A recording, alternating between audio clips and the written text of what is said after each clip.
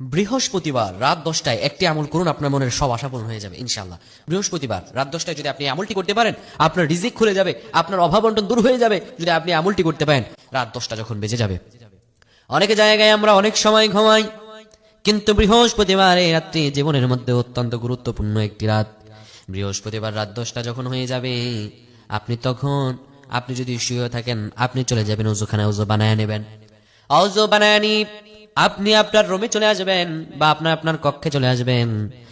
আপনি জায়নামাজ বিছিয়ে নেবেন, 2 রাকাত নফল নামাজের নিয়ত করবেন। 2 রাকাত নফল নামাজে সূরাতুল ফাতিহা একবার, সূরাতুল ইখলাস 3 বার দিয়ে 2 রাকাত নফল নামাজ আদায় করবেন। 2 রাকাত নফল নামাজ আদায় করার পরে সালাম ফিরাবেন।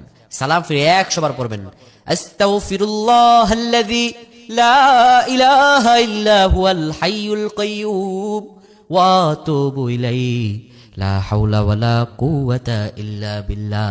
100 বার পাঠ করবেন।